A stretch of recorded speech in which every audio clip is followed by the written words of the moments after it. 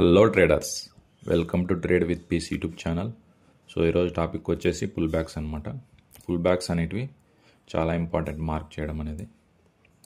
So spotting the right pull backs during structure mapping is one of the most important step.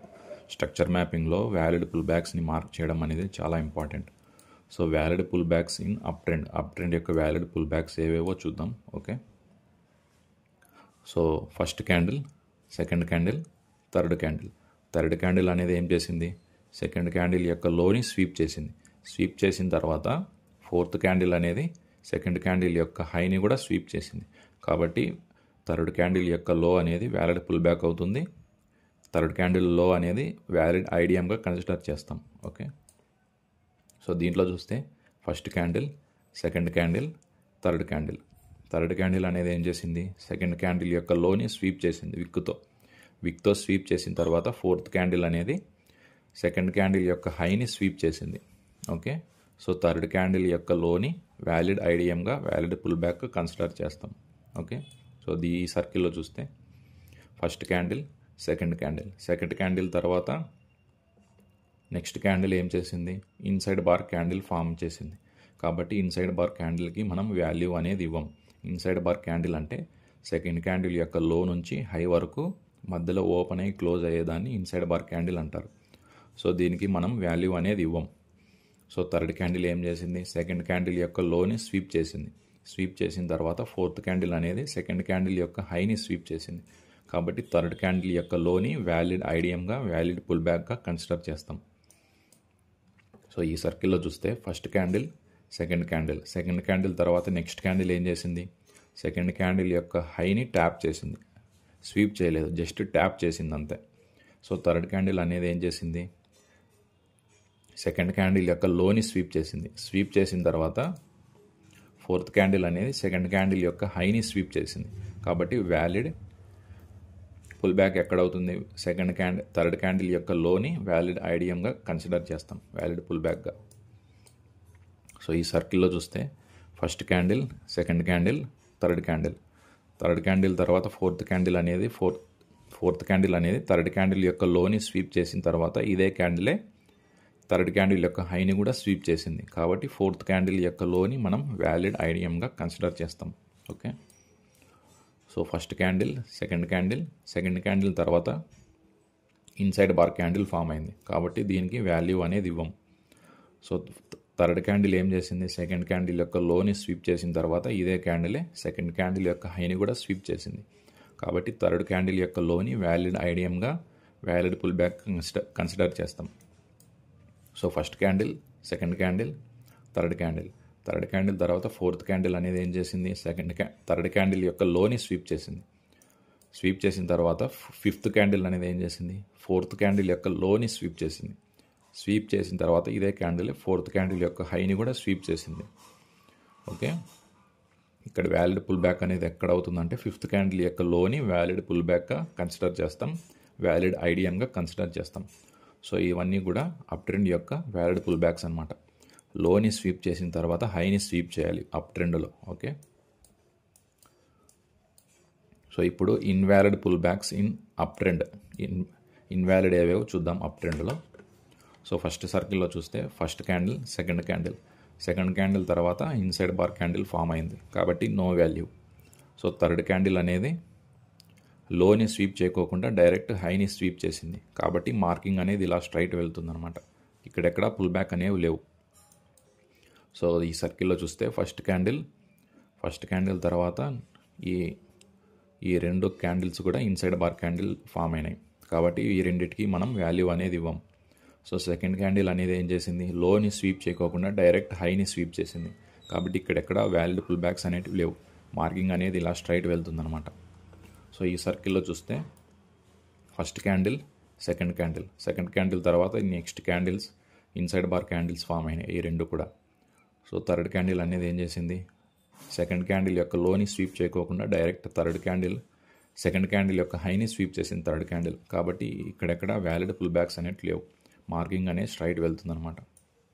So ఈ సర్కిల్లో చూస్తే first candle, second candle తర్వాత inside bar candle, దానికి no value. Third candle అనేది లోని sweep చేయకుండా direct హైని sweep చేసింది కాబట్టి నో ఇన్వాలిడ్ పుల్ బ్యాక్ అవుతుంది, మార్కింగ్ అనేది ఇలా స్ట్రైట్ వెళ్తుంది. So first candle, second candle, third candle తర్వాత ఫోర్త్ క్యాండిల్ అనేది థర్డ్ క్యాండిల్ యొక్క లోని స్వీప్ చేయకుండా డైరెక్ట్ హైని స్వీప్ చేసింది. కాబట్టి ఇక్కడెక్కడ వ్యాలిడ్ పుల్ బ్యాక్స్ అనేవి లేవు, మార్కింగ్ అనేది ఇలా స్ట్రైట్ వెళ్తుంది అనమాట. So first candle, second candle తర్వాత ఇన్సైడ్ బార్ క్యాండిల్ ఫామ్ అయింది, కాబట్టి దానికి no value. So third candle అనేది ఏం చేసింది, సెకండ్ క్యాండిల్ యొక్క లోని స్వీప్ చేయకోకుండా డైరెక్ట్ హైని స్వీప్ చేసింది, కాబట్టి ఇక్కడెక్కడ వ్యాలిడ్ పుల్ బ్యాక్స్ అనేవి లేవు. సో మార్కింగ్ అనేది ఇలా స్ట్రైట్ వెళ్తుంది అనమాట. సో ఇవన్నీ కూడా invalid pull backs in up trend. లోని స్వీప్ చేసిన తర్వాత హైని స్వీప్ చేయాలి అప్ ట్రెండ్లో. ఓకే, గుర్తుపెట్టుకోండి. సో ఈ valid pull back in down trend. So okay, down trend యొక్క వ్యాలిడ్ పుల్ బ్యాక్ ఏవేవో చూద్దాం. So first candle, second candle అనేది ఏం చేసింది, ఫస్ట్ క్యాండిల్ యొక్క హైని స్వీప్ చేసిన తర్వాత థర్డ్ క్యాండిల్ అనేది ఏం చేసింది, ఫస్ట్ క్యాండిల్ యొక్క లోని స్వీప్ చేసింది. ఓకే, సో డౌన్ ట్రెండ్లో ఈ రీసెంట్ ఇంటర్నల్ హై ఏది, ఇది అవుతుంది. వ్యాలిడ్ ఐడిఎం, వ్యాలిడ్ పుల్ బ్యాక్ అనేది ఇది అవుతుంది. ఓకే, సో సెకండ్ క్యాండిల్ యొక్క హైని మనం ఐడిఎంగా వ్యాలిడ్ పుల్ బ్యాక్ కన్సిడర్ చేస్తాం. సో ప్రైస్ మార్కింగ్ అనేది ఇలా స్ట్రైట్ ఇట్లా పైకి వెళ్ళి డౌన్ ఫాల్ అవుతుంది. Okay, valid pull back.